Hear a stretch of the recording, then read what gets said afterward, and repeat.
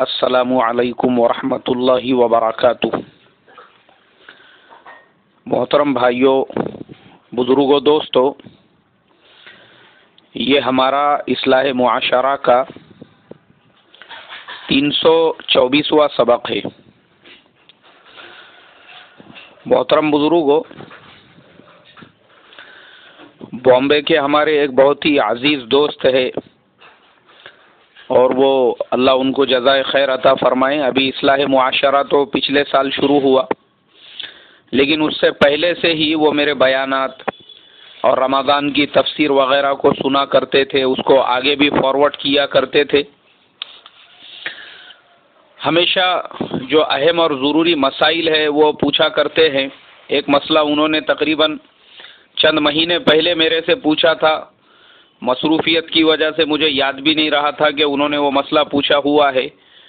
اس کے بعد میں واپس سے انہوں نے درمیان میں ایک مرتبہ دریافت کیا، تب بھی مجھے یاد نہیں رہا، اور پھر شام میں نے جو میسج کیا فون کے اوپر مسئلہ پوچھنے کے تعلق سے، اس کے بعد میں انہوں نے پھر مجھے واپس سے میسج کیا، کہا کہ مولانا میرا وہ مسئلہ ابھی تک پینڈنگ میں ہے۔ اور وہ مسئلہ ان کا یہ تھا کہ آج کل جو ہے پورے دنیا میں ٹیسٹ ٹیوب بیبی اس کا چلن عام ہو چکا ہے۔ پہلے تو میں آپ کو یہ بتا دوں کہ یہ ٹیسٹ ٹیوب بیبی کیا ہوتا ہے، اس کے بعد آگے کی باتیں آپ کو اچھی طرح سے سمجھ میں آئے گی۔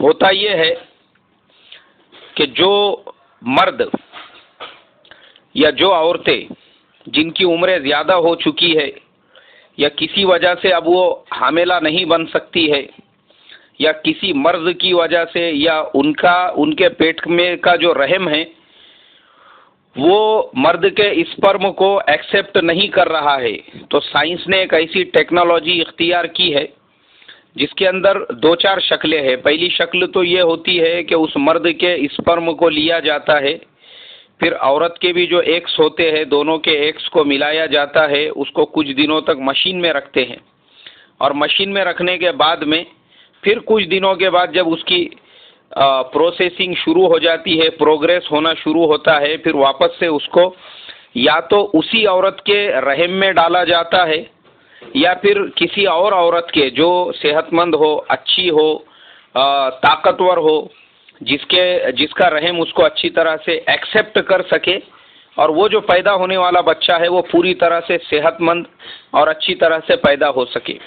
یہ ایسی بہت ساری شکلیں آج دنیا میں اختیار کی جا رہی ہے اور یہ عام ہو چکی ہے، بلکہ یہ آج کل تو یہ ٹیکنالوجی ایسی ہو چکی ہے، میں کچھ شہروں کے نام لینا نہیں چاہتا ہندوستان کے، جو ایسے مشہور ہو چکے ہیں پولٹری فارم کی طرح سے، باضابطہ وہاں پہ جیسے پولٹری فارم کی مرغیوں سے انڈے پیدا کیے جاتے ہیں مشین کے ذریعے سے، وہاں پہ کچھ ہاسپٹلس ایسے ہیں کہ ان کے پاس میں ایسی عورتوں کی ایک پوری ٹیم ہے جو اپنے پیٹ میں لوگوں کے بچے ایسے پیدا کر کے ان کو دیتی ہے اور ان کو اس کا معاوضہ ادا کیا جاتا ہے۔ یہ ترتیب آج انڈیا میں عام ہو چکی ہے، اور ورلڈ وائڈ اس کا چلن بھی عام ہو گیا ہے کہ جو لوگ اولاد کے خواہش مند ہوتے ہیں، عمر ہونے کے بعد میں بھی ان کو بچے نہیں پیدا ہو رہے ہیں، تو پھر وہ لوگ اس راستے کو اختیار کرتے ہیں۔ اچھا، بچے جو پیدا ہوتے ہیں، یہ اللہ تبارک و تعالیٰ کا نظام کیسا ہے اور یہ کیسے پیدا ہوتے ہیں؟ دیکھو، یہ بھی ایک خدا کی قدرت ہے، اور آج کا جو سائنس اس پہ عمل کر رہا ہے یہ بھی اللہ تبارک و تعالیٰ کی قدرت کا ایک نمونہ ہی ہے۔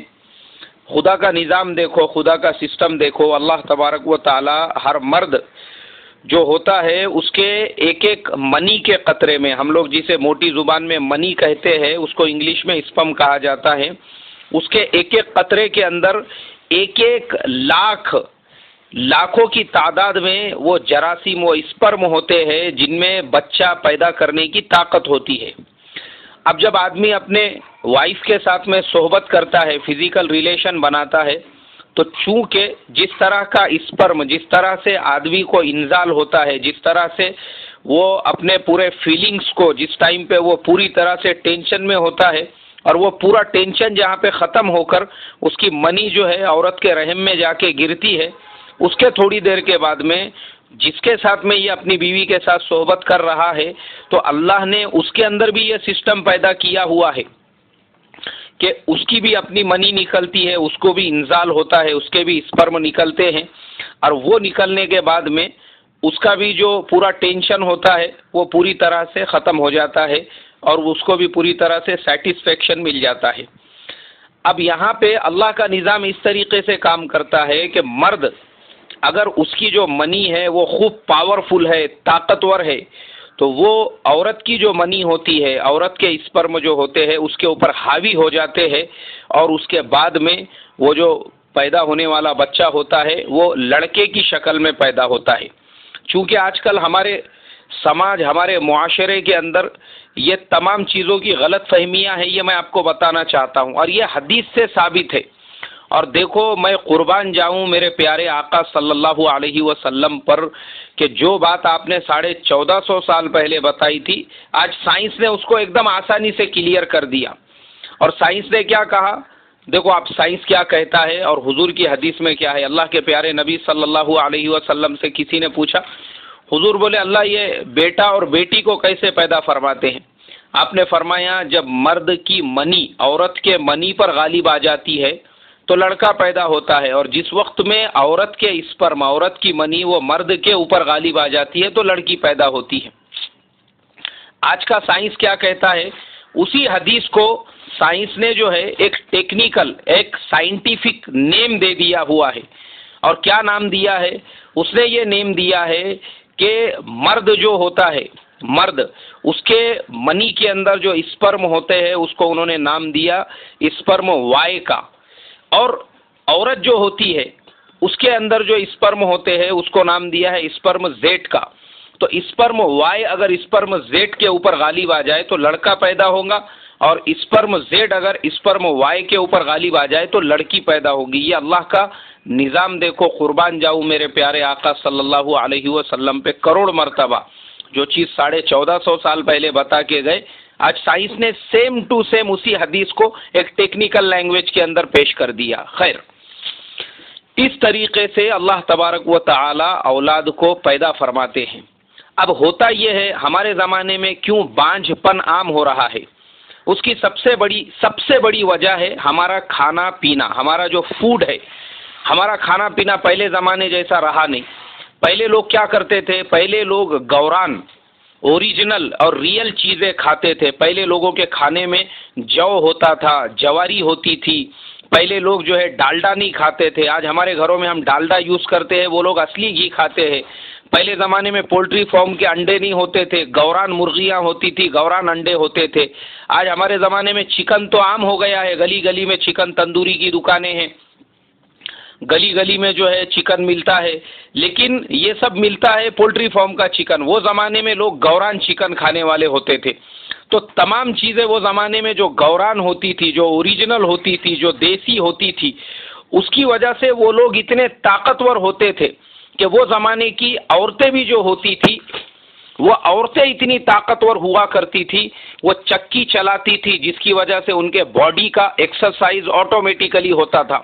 وہ عورتیں پانی کنووں میں سے نکالتی تھی اور اس کو اٹھا کے گھروں تک لاتی تھی، تو آٹومیٹیکلی فزیکلی جو ہے ان کی ایکسرسائز بھی ہوتی تھی، ورزش بھی ہوتی تھی، محنت بھی ہوتی تھی۔ پہلے زمانے میں مسالے جو ہے وہ سیل بتے کے اوپر کوٹے جاتے تھے۔ عورتوں کی جو ایکٹیویٹیز ہے اس کی وجہ سے ان کی ہیلتھ میں بھی چینجز آتے تھے، اور ماشاءاللہ وہ صحت مند طاقتور رہتی تھی اور اتنی ہیلدی ہوا کرتی تھی کہ اب یہ مرد جو گوران چیزیں کھانے والا ہے، اگر وہ روز صحبت کرے تو بھی عورتیں اس کو برداشت کرتی تھی، اور پھر ان عورتوں کو 6 بچے، 7 بچے، 8 بچے پیدا ہوتے تھے، یہاں تک کہ آج بھی وہ عورتیں زندہ ہیں جن کے 12 15 بچے ہیں، لیکن نہ کبھی ان کے سر میں درد ہوتا تھا، نہ کمر میں درد ہوتا تھا۔ اس کا ریزن صرف یہ ہے کہ ان کا کھانا پینا ایک دم اسٹرانگ رہتا تھا، اور اسی کے ساتھ ساتھ میں جو ہے ان کی ایکسرسائز بھی ہوا کرتی تھی۔ مگر چونکہ ہمارے زمانے میں ٹی وی میں دیکھ کر وہ جو کاڑی کے جیسی ہیروئنیں ہوتی ہے، وہ کاڑی کے جیسی ان کو پھونک مارے تو زمین پہ گرنا، صحبت کرنا تو دور کی بات، صحبت اگر اس زمانے کے گوران آدمی نے اس طریقے سے کیا تو ایک آدھی بے ہوش ہو جائیں گی آج کے زمانے میں۔ تو اس طریقے کی ہمارے زمانے میں جو فیشن چلا ہوا ہے کاڑی کے جیسا دکھنے کا، اسلیم دکھنے کا اور سلیم دکھنے کے چکر میں اور اپنے آپ کو جو ہے زیرو فگر کرنے کے چکر میں کھانا تو دور کی بات ہے، آج کل اکثر عورتیں وہ ہے جو ہوا کے اوپر زندہ ہے، جو چند پتے کھاتی ہے یا دالوں کا پانی پیتی ہے، جن کو دودھ نہیں معلوم، جن کو ملائی نہیں معلوم ہے کہ ملائی بھی کھانا چاہیے، جن کو بٹر نہیں معلوم ہے، کھانے سے پہلے 10 مرتبہ او how much oily, how much ایسا اور ہاؤ مچ ویسا اور ہاؤ مچ یہ اور ہاؤ مچ وہ. آج کل کھانا جو ہے ایک مرغی کے سے بھی کم ہو چکا ہے. اس وجہ سے ایک تو عورتوں کے اندر وہ طاقت رہی نہیں مرد کے اسپرم کو ایکسپٹ کرنے کی، اور مرد جو تھے گٹکے کھا کھا کے وہ اتنے نامرد ہو چکے ہیں، تمباکو کھا کھا کے وہ اتنے کمزور ہو چکے ہیں. ایک تو ان کے اندر صحبت کرنے کی ویسی طاقت ہوتی نہیں، ہفتہ 15 دن میں ایک مرتبہ کسی طرح سے بہت کوششیں منتیں سماجتیں کرنے کے بعد میں ہاتھ پیر ہلانے کے بعد جب وہ تیار ہوتے ہیں صحبت کرنے کے لیے تو منٹ آدھے منٹ کے اندر وہ فارغ ہو جاتے ہیں. اب ایسے منی میں کیا طاقت رہیں گی کہ وہ بچہ پیدا کر سکے. دوسری چیز بڑھاپا بھی اس کی ایک سب سے بڑی وجہ یہ ہے، بڑی عمر میں شادی کرنا. 35 سال 40 سال کی عمر میں مرد شادی کر رہے ہیں، عورتیں وہ 30 سال اور اس کے بعد میں شادیاں کر رہی ہے، تو جو اسپرم کی جو طاقت تھی وہ پوری طرح سے ختم ہو رہی ہے، اور بچہ پیدا کرنے کی جو طاقت تھی وہ آٹومیٹیکلی، کیونکہ دونوں کے بھی اسپرم ایک دوسرے کے اسپرم کو ایکسپٹ نہیں کر رہے، اور رحم جو ہے وہ کمزور ہو چکا ہے اندر کا، اس میں بچے پیدا کرنے کی طاقت نہیں رہی. اس کی وجہ سے بچے آج کل بہت کم پیدا ہو رہے ہیں. پریشان ہیں لوگ بچوں کے لیے. اب جو پریشان لوگ ہیں وہ ٹیسٹ ٹیوب بیبی کا راستہ اختیار کرتے ہیں. ٹیسٹ ٹیوب بیبی کسے کہتے ہیں وہ میں اسٹارٹ میں بتا چکا ہوں. بس میں اب آخری میں صرف یہ بتانا چاہتا ہوں کہ اسلامک نقطۂ نظر سے شریعت ہماری کیا رہبری رہنمائی کرتی ہے. ہمارے ملک ہندوستان کے اندر تحفظ شریعت کے لیے الحمدللہ ہمارے بڑوں نے، ہمارے بزرگوں نے جو ہے عمارت شرعیہ کی بنیاد رکھی ہے. ہر سال اس کے اجلاس ہوتے ہیں. 1997 کے اندر اس کا اجلاس اسی ٹاپک کے اوپر ہوا تھا. تو حضرت مولانا خالد سیف اللہ رحمانی صاحب نے بہت ڈیٹیل میں اس کا پورا ایک مقالہ لکھا ہوا ہے. میں نے اب بھی اس کی پوری اسٹڈی کیا اور اسی کے حوالے سے میں آپ کو یہ بات بتا رہا ہوں. اسلامی شریعت کے اندر اگر مرد اور بیوی دونوں کے اسپرم نکال کر مشین میں رکھے جاتے ہیں اور پھر کچھ دنوں کے بعد میں ان ایگز کو واپس اسی عورت کے رحم کے اندر منتقل کر دیا جاتا ہے، یہ بالکل جائز ہے، یہ بالکل حلال ہے، یہ بالکل کوئی آبجیکشن نہیں ہے. دوسری شکل اس میں یہ ہوتی ہے، عورت بوڑھی ہو چکی ہے، اس کا رحم اس کو ایکسیپٹ نہیں کر رہا، تو جوان عورت کے پیٹ میں ڈالا جاتا ہے. اب یہ جوان عورت اگر اجنبی اور غیر ہے یہ حرام ہوگا، ناجائز ہوگا، اور پیدا ہونے والا جو بچہ ہے وہ حرامی کہلائے گا. اس کی شریعت میں اجازت نہیں ہے.